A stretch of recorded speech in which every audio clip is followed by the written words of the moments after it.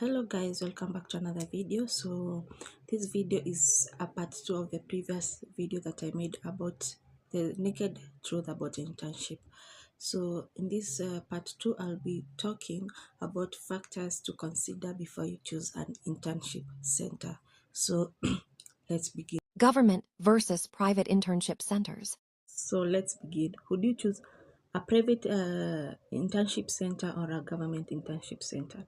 So of course, in private internship centers, I know they have resources. You don't have to struggle looking for gloves or BP machines or pulse oximeter. I'm sure they have all of them. And again, for those in private facilities, I know some of you are getting an additional pay, like they're getting a still paid by they're being paid by the hospital besides the money that the government is paying them.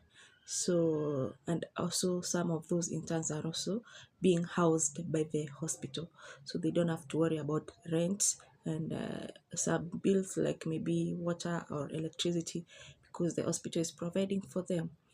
But again, when we come to the government side, as much as we don't have those so many resources, those interns that are in government facilities are able to learn more, especially they are able to get more skills, that people in that interns in a private internship center would not.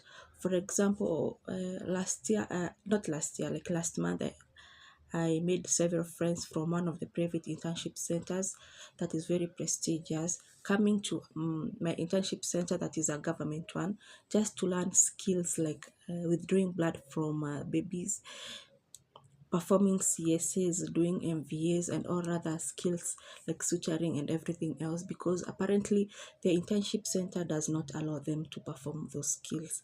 So we have to consider, maybe go to a place that you're going to get maybe some additional pay with housing, or come to a government facility and get to learn more skills. Which one would you prefer? Number two, let's talk about affordability. So, of course, in our country, there are some places that are very expensive to live in than others. For example, I'm doing my internship in Nairobi, and I can assure you that the first few months, because we had to stay like 4 full months with no pay, and you have to rely on your parents for rent, pocket money. I can assure you that those were the hardest 4 months in my life, because life was really tough. The rent is very expensive. Livelihood here is very expensive. So, and for those who live in Nairobi, you either pay a huge amount of rent and no transport, or pay very little rent and you have to pay tons and tons of money for your fare. So honestly speaking, life in Nairobi is expensive. I can't lie to you. So unless maybe you got people to house you in Nairobi, or you got family in Nairobi, or maybe your family has some good money to support you, then life in Nairobi is honestly a bit expensive. And maybe somebody else, because I remember those 4 months are really too hard on me, and I almost changed my internship center to go back to Meru, which is very near my home. Because Meru life is not as hard, because I've studied there. Life is not very hard in Meru. Houses are not as expensive. Things are not as expensive. So you may maybe consider about affordability of where you want to go to your internship. Yeah. But again, those people in Nairobi, you compare a person that is doing their internship in Nairobi and some other areas, maybe Meru, the person in Nairobi is earning more money than the person in maybe in Meru, because of course housing is expensive, livelihood is expensive. Yeah. Some parts of our country are very insecure with terrorist attack every now and then. Those people actually are getting an additional pay of hardship, almost 15,000 more than what we are getting.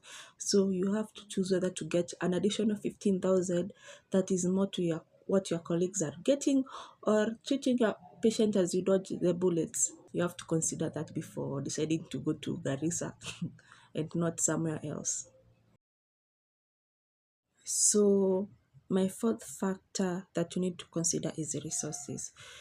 And maybe before you even choose an internship center, maybe you should look at your logbook, because everybody, before they get to go for internship, you must have a logbook. Look at your logbook and see all the objectives that you have to achieve before the end of internship. And maybe some of those objectives you might not achieve them because apparently the internship center that you have chosen does not have adequate resources. For example, look at wards, because of course, trust me, there is history taking and management of inpatients. So imagine if your internship center does not have wards, where are you going to learn this inpatient management? There are theaters. Our logbooks has some surgical procedures like herniorrhaphies, appendectomies, CESs, and so many other surgical procedures. Imagine if your internship center does not have theaters, where are you going to learn these procedures? Um, let's look like maybe minor theaters. If there are no minor theaters in your there's no minor theater in your internship center, you need to learn like basic surgical skills, like maybe hood washing, cyst excisions, lipoma removals, those surgical procedures, suturing. So maybe it's good that you go through your logbook, find out what you have to achieve before, and now research on that hospital that you really want to go, so that you know that this hospital, it has got resources. It has got resources, and I'm going to achieve my internship objectives. So that's it about this second part of my video.